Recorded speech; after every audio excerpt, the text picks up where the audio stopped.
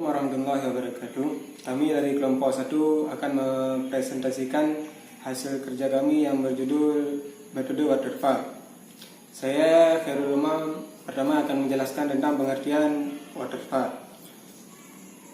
Metode waterfall dalam pengembangan sistem merupakan proses pengembangan atau mengubah satu sistem perangkat lunak dengan menggunakan metode-metode atau juga model-model yang bisa digunakan orang lain dalam pengembangan sistem perangkat lunak, di mana hal ini menggambarkan pendekatan yang sistematis dan juga berurutan pada pengembangan perangkat lunak, dimulai dengan spesifikasi kebutuhan pengguna, lalu berlanjut melalui tahapan-tahapan perencanaan atau planning.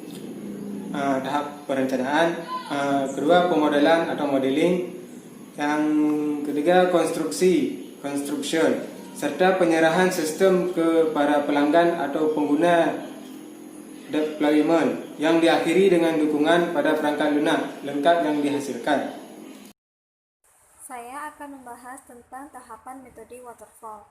Yang pertama ada requirement analysis. Tahap ini pengembang sistem diperlukan komunikasi yang bertujuan untuk memahami perangkat lunak yang diharapkan oleh pengguna dan batasan perangkat lunak tersebut. Informasi ini biasanya dapat diperoleh melalui wawancara, diskusi, atau survei langsung. Informasi dianalisis untuk mendapatkan data yang dibutuhkan oleh pengguna. Jadi pada tahap ini tahap di mana kebutuhan user itu dianalisis. Misalnya dari masalah yang telah dirumuskan, maka pada tahap ini ditentukan kebutuhan apa saja yang dibutuhkan oleh user dan bagaimana solusinya. Kemudian yang kedua ada sistem desain. Spesifikasi kebutuhan dari tahap sebelumnya akan dipelajari dalam fase ini dan desain sistem disiapkan. Desain sistem membantu dalam menentukan perangkat keras atau hardware dan sistem persyaratan, dan juga membantu dalam mendefinisikan arsitektur sistem secara keseluruhan. Jadi pada tahap desain ini, di mana tahap kebutuhan yang telah ada pada tahap sebelumnya itu dibuat menjadi sebuah rancangan sistem.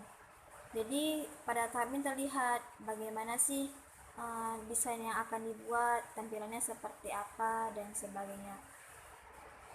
Desain dapat berupa desain sistem, desain user interface, desain basis data, atau proses bisnis dan sebagainya. Selanjutnya saya membahas tentang tahapan metode implementasi. Jadi implementasi itu adalah tahapan di mana seluruh desain diubah menjadi kode-kode program.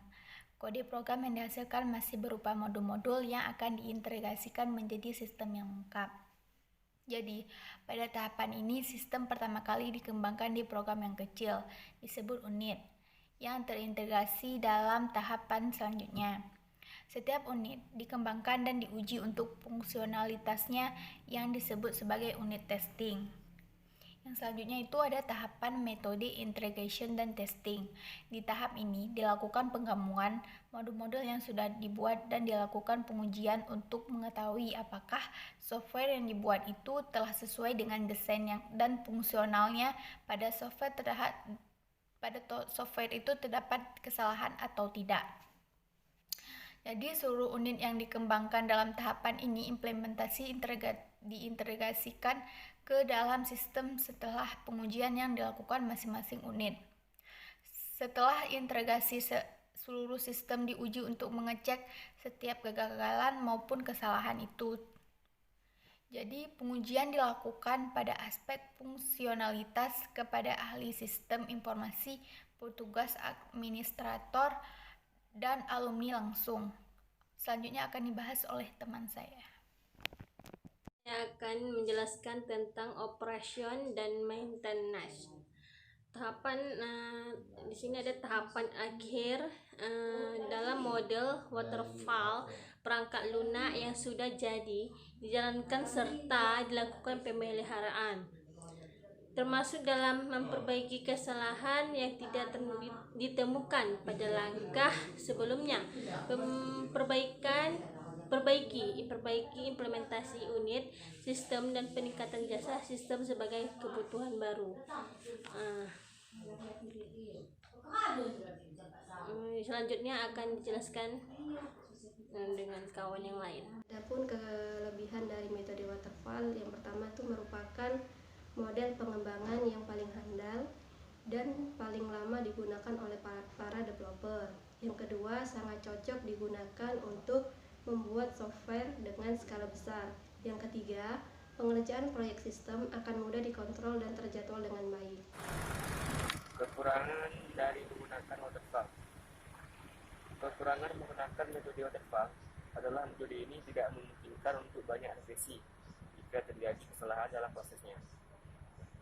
Karena setelah aplikasi ini dalam tahap pengujian, sulit untuk kembali lagi untuk dan mengubah sesuatu yang tidak terdokumentasi dengan baik dalam tahap konsep sebelumnya. Selanjutnya, persyaratan sistem harus digambarkan dengan jelas. Yang kedua, ujian proses harus benar-benar jelas dan tidak boleh berubah. Yang ketiga, sulit untuk beradaptasi jika ada perubahan